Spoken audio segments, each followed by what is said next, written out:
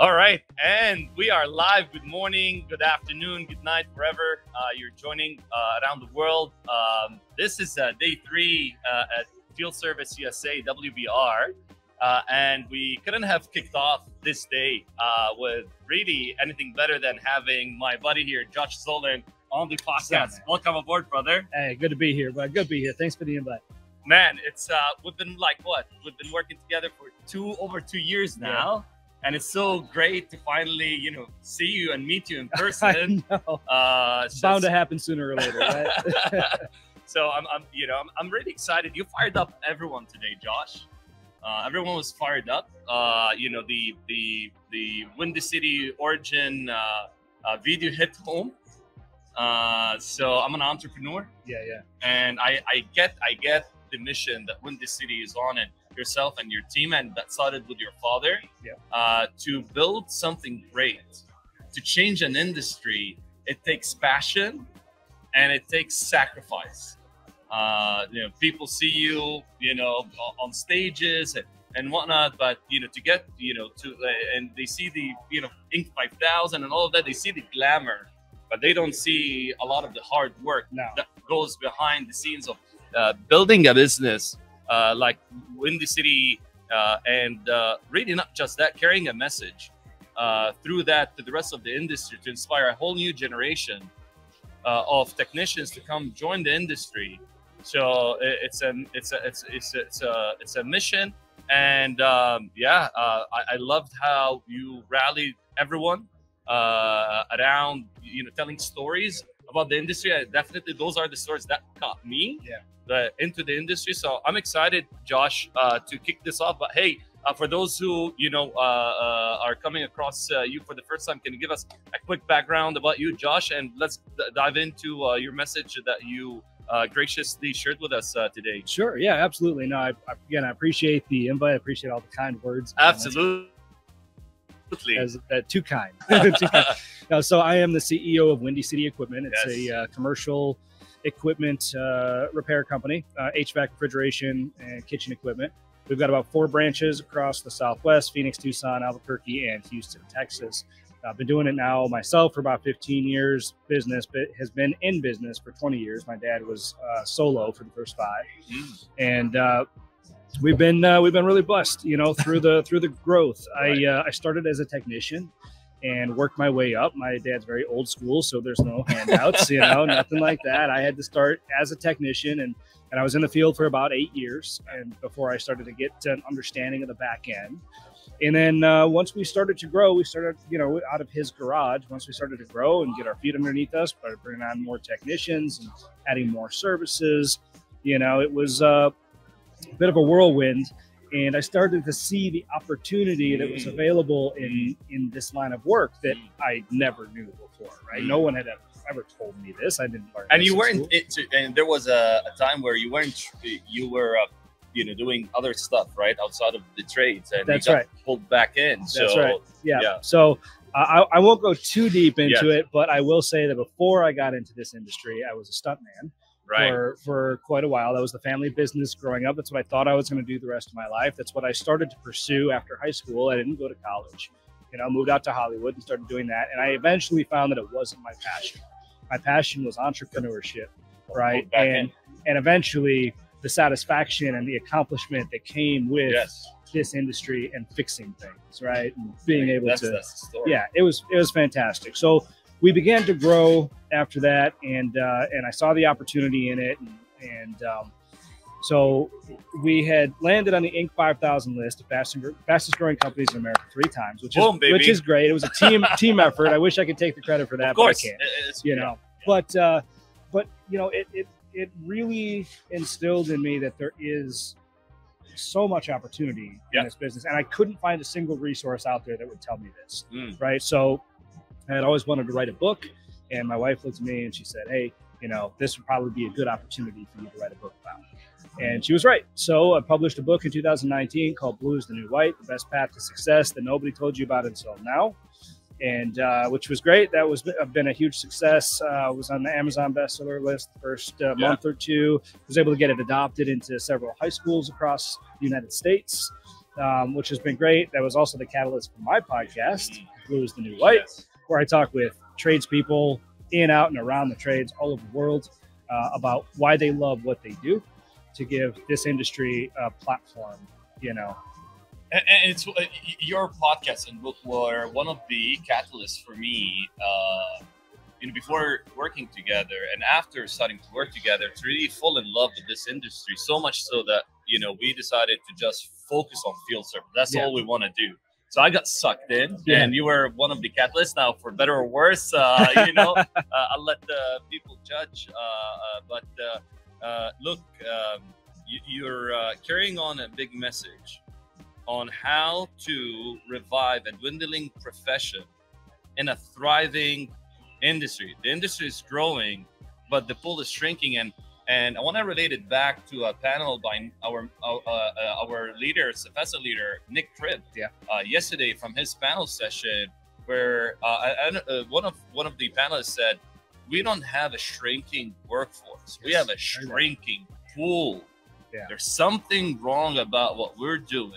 That's not at our pool is shrinking,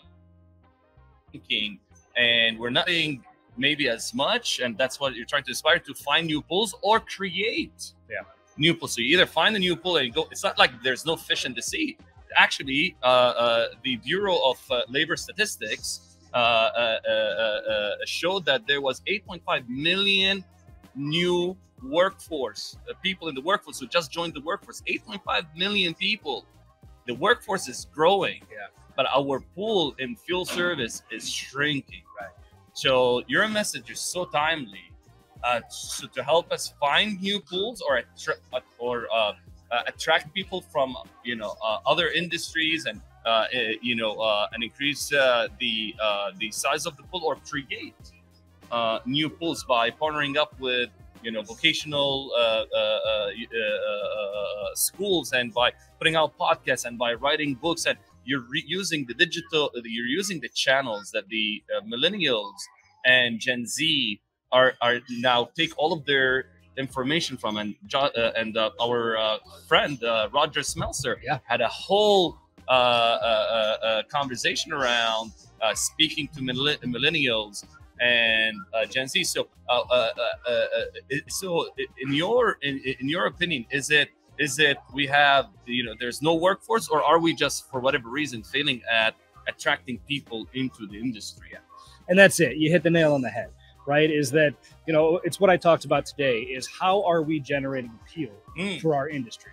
What about what we do attracts the younger generation? What attracts the next generation? Because it's a marketing problem. Exactly. It's always been a marketing problem, right? And so that's why I talked about. We need to tell our stories, because the stories that we have and the stories that we tell, that will resonate with people out there.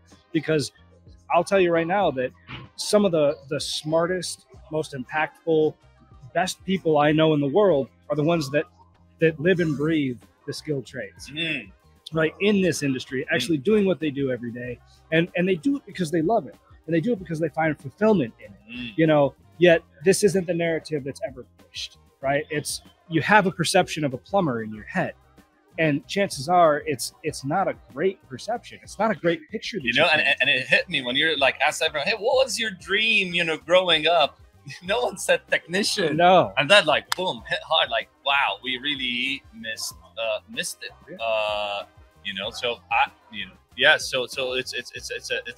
So it's a marketing problem. So then, you're playing a big role, using podcasts, attending events, doing a lot of writing books, creating a lot of content. So how do we get the message? How do we get those stories in front of the right audience? Is it just spending more money on coming all together, spending more on advertising, because some certain fields grew due to content and entertainment. You think pilots, right? Top Gun. When Top Gun came out, that created a massive awareness for pilots, and people were standing in line. I don't know, they had a massive spike in recruiting the military. So what are some of the things that we could put in place and come together to really drive that message and get those stories in front of the right audience. Yeah. Well, I think that's the beautiful thing about the day and age that we live in, right? Is you don't have to spend that money. The more money you spend and the more money you put into it, the better, you know, it's going to be. You don't have to do that in order to get started, to tell your story. Production quality is important, and I think that's an aspect of it, because typically we haven't had production quality in this sector before when it comes to marketing or advertising or anything like that. Yeah. But we're in a day and age where we have social media at our fingertips. We have this. We have this. Exactly. We've got Instagram, That's Facebook, brilliant. Twitter, Yes. you know, all of this. And so we have platforms to tell our stories. We just need to actually fucking do it. Do it. You know, sorry. No, this is, for adults only. Sorry, that is my bad. Yeah, no. But no, we just need to actually do it. And that's the thing. And I meant what I said on stage when I said that some people in the skilled trades don't think they have a story to tell. They're almost embarrassed that this is what they do for a living, right? Because they were told all their lives they're doing this because they couldn't do something better. And that's the narrative we've got to get away from. You know? I imagine every technician does a TikTok video every day. Yeah, there's no fucking way people will not hear about it. Yeah, that's right. That's exactly right. Literally, if every technician just posted one video a day, that will be all the marketing that we can, ever do, or we wouldn't even be able to, because that's free marketing, right? You can't even spend to reach audience as much as if everyone really activated these digital channels that you and I are now leveraging. That's right. Like go live fixing some equipment. Go live talking to a customer, do a video about, troubleshooting equipment back home, right? Yeah. So it's spreading through. And do you think the newer generation, the Gen Z and millennials who are entering the workforce will play a key role in, activating these channels more and more and spreading that message? Absolutely. Absolutely. It's second nature for them already. Right, is to they're used to scrolling. They're used to you and I. We're millennials. We're millennials. I'd say we're probably not as used to it as they are. My 5-year-old. I know. Malik was like, he teaches me stuff. It's like, what? So I mean, it's already hardwired. Right. So all they have to do is enter into the industry, and that will come natural. That will come natural. That's a byproduct of that generation doing this kind of stuff. So to create virality, really, look, there's a lot of benefit, obviously, in hiring experienced technicians. Don't get me wrong. If you can find them, get them. Yeah. But let's put a lot more focus into Gen Z and millennials, and then give them the tools, give them enable them to really publish content on your platform. So if you're a service leader, especially if you're a field service leader, you've got technicians and you want to attract more talent, get your freaking technicians to post a video a day. Yeah, that'll help. Because then their friends will see the video and like and comment, and then the friends of their friends, and then imagine everyone like now.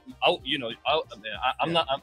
By no means I'm not as famous as you, Josh. Right? But I have say 2,000 followers on LinkedIn. So if I post a video, and that's the average, right? The average LinkedIn user has 500 to 1,000, right? So imagine 500 see a video that I upload and they like it, and then the algorithm will then show that video to all of your friend. Now you're like thousands of distribution, one video. Absolutely. And that's I want to be clear too, that's only one part of the equation, right? The second part of the equation is the culture inside the organization. Because once you get them interested and once you get them in, then you have to get them to stay. Right? Because we don't want them we don't want them to come in and then say, oh, this isn't exactly what I was picturing. So it's very important that our external messages match our internal practices, right? And because you don't want to come off as one thing and then they get there and you're another. Because it's driven by word of mouth at the end of the day. Someone yesterday said referrals was their biggest talent pipeline for technicians, and they were they had an incentive program, whatnot, but no one will recommend you to their friends if they didn't have good experience. So you gotta make sure that you have promoters. So I know we're running out of time, and I think this opens up the floor to really, Josh, on an upcoming episode, I would love to do a deep dive into a lot of these things of one, how do we activate our workforce to become promoters of the industry? I think there's something there, brother, that we could work on and I don't know, reach out to these technicians and give them the tool and, to give them here's a content calendar that we can give to our friends in the industry. Here's 30 days worth of content you can give to your technicians to shoot and maybe have some sort of gamified, give the best video gets some sort of a prize and whatnot, and really activate the digital channel so we can attract more people into our industry. I guess what I wanted to do here, Josh, is inspire a message, carry that message, do my part to carrying your message forward and coming together, leveraging my platform, your platform, to really reviving this industry, because that's all we got. Right? Imagine there's no one to fix commercial food equipment. You wouldn't have that burger. You wouldn't have that, whatever, Grab would, Uber would, food would not exist anymore. You wouldn't be able to order anything, so this trade, like you said, if it wasn't for the trades, we wouldn't have a civilization. That's right. That's exactly right. And that's the important thing, right? That's the message that we want to convey, is you can't throw a rock in this world and not hit something that was a result of the trades. Everything that we're doing now, I mean, the computer, this table, this floor, crazy, the walls you're talking about, everything behind the walls, you've got the electric, you've got the plumbing, you've got the ceiling, the drop ceiling, the lights, you've got the HVAC, you've got the roofing, you've got, just this entire building that we're sitting in right now. Everything is a result of the skilled trades.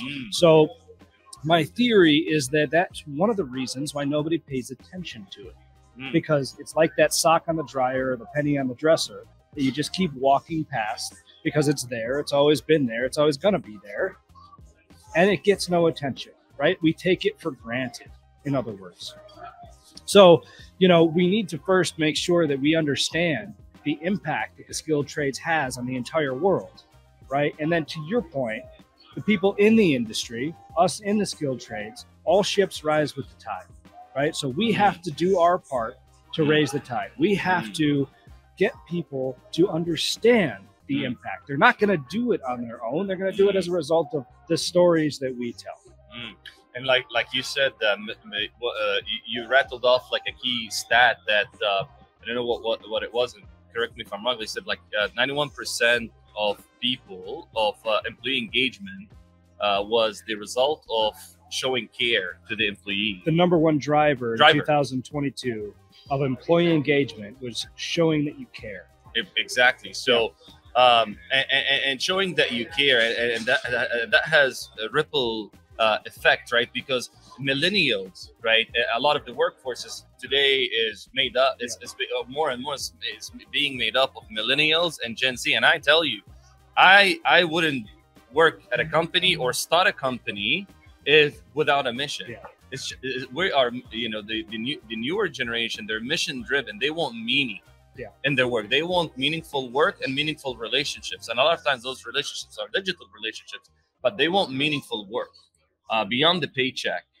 And I think if we can, tell that story of how you build a better world through the trades and create meaning and help them connect purpose to their job, now you have motivated workforce who are passionate about what they do, and they're not just clocking in to fix a piece of equipment and go back.